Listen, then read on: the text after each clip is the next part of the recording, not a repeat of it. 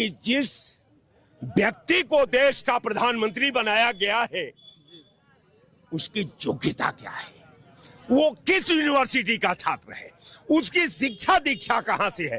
कारण ये है कि जो प्रधानमंत्री अपनी डिग्री नहीं सार्वजनिक कर सका, वो बच्चों का भविष्य का के बारे में कहां से सोच सकता है।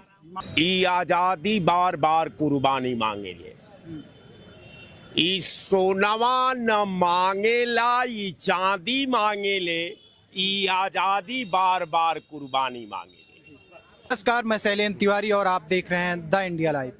आज हम प्रदेश की राजधानी लखनऊ में उपस्थित हैं, जहां पर हम लोगों से संवाद करेंगे।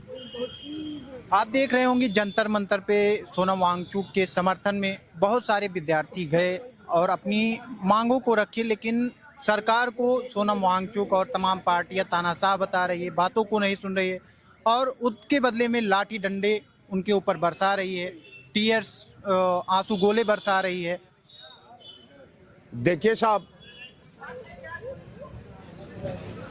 ई आजादी बार बार कुर्बानी मांगे लिए, ई सोनवा न मांगेला, ई चांदी मांगे ले, ई आजादी बार बार कुर्बानी मांगे ले।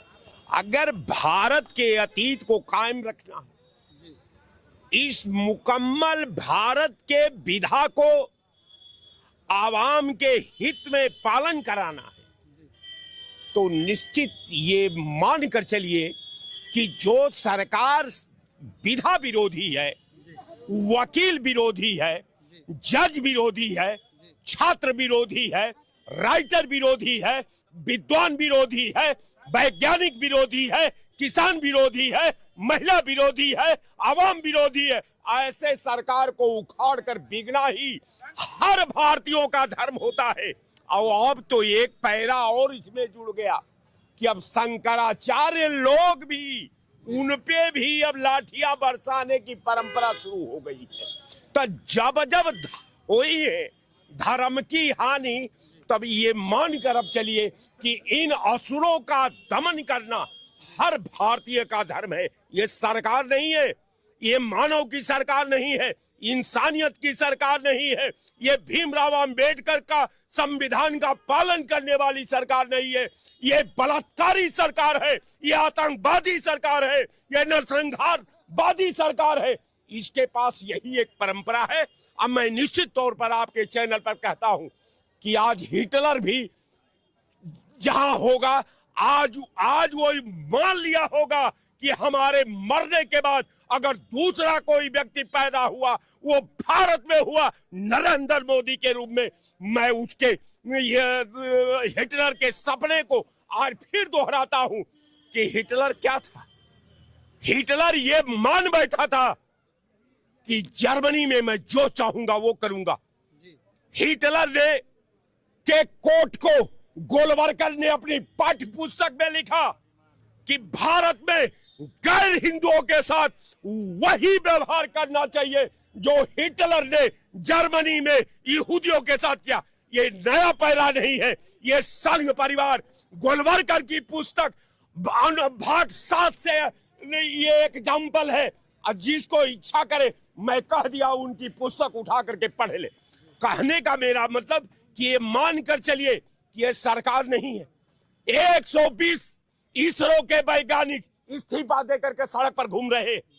अब एक ही चीज बचा है, चांद और सूर्य पर भी अब मोदी दमन करने वाले हैं।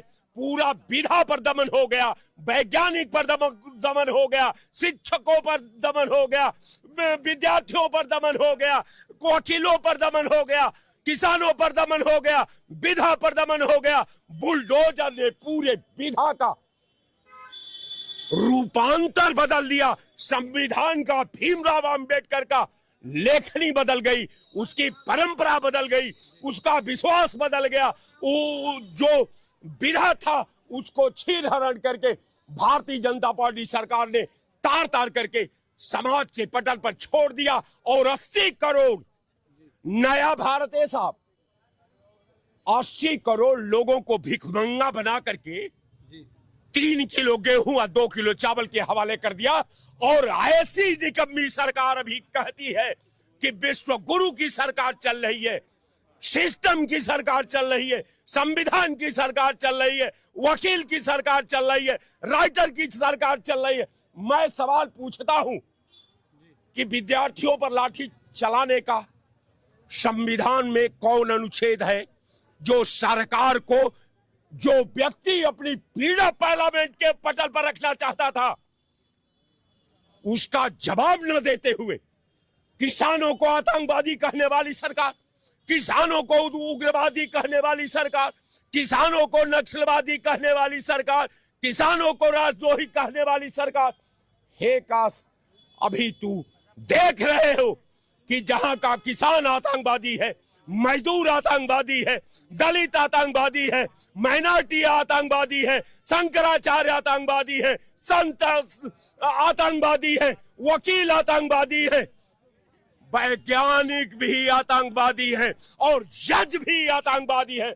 आधा दर्जन जज सुप्रीम कोर्ट का इस्तीफा देकर के सड़क पर आकर के वो भी दिन देखा है। तो मैं निश्चित तौर पर आपके चैनल पर अपना समय जया न करते हुए इतना जरूर कहूंगा कि सरकार अपनी रवैया बदल ले।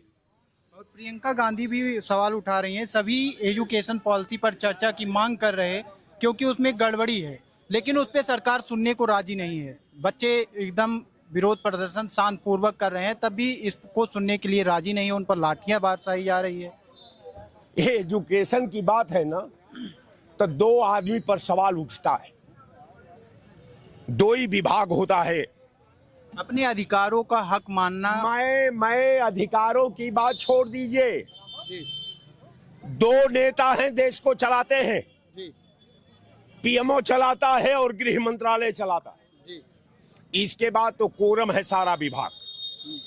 अब ये बताइए कि पीएमओ और गृह मंत्रालय मिलकर ये दोनों मंत्री और प्रधानमंत्री का ये देश डिग्री जानना चाहता है कि जिस व्यक्ति को देश का प्रधानमंत्री बनाया गया है उसकी योग्यता क्या है, वो किस यूनिवर्सिटी का छात्र है, उसकी शिक्षा दीक्षा कहां से है। कारण ये है कि जो प्रधानमंत्री अपनी डिग्री नहीं सार्वजनिक कर सका, वो बच्चों का भविष्य का के बारे में कहां से सोच सकता है। हिमालय की पहाड़ियों से, हिमालय के पहाड़ से साहब तप होता है, हिमालय के पहाड़ से डिग्री नहीं मिलती, शिक्षा नहीं मिलती, दिशा नहीं मिलती, वो तप का क्षेत्र है। और वो आप जा करके तप करिए, विधा के साथ मत खेलिए। आपकी अनुभवहीनता ने इस देश को उस मोड़ पर खड़ा कर दिया कि 50% आबादी आज 3 किलो गेहूं और 2 किलो चावल के हवाले हो चुकी है। सरकार ना आने से पहले बड़े बड़े दावे किए थे, ये कर दूंगा, वो कर दूंगा, महंगाई एकदम शून्य कर दूंगा, वो आज कहां चली गई है। 5 गो अपना योजना आयोग के द्वारा 5 गो देश और प्रदेश के पटल की 5 पॉलिसी बता दे कि नीति आयोग, भारत सरकार का जो नीति आयोग है, ये भारत के शिक्षा के निर्माण में, किसानों के भविष्य के निर्माण में, महिलाओं के सम्मान के निर्माण में, बच्चों का भविष्य के निर्माण में, उद्योगों का निर्माण में, इसके पास 5 योजना बता दे।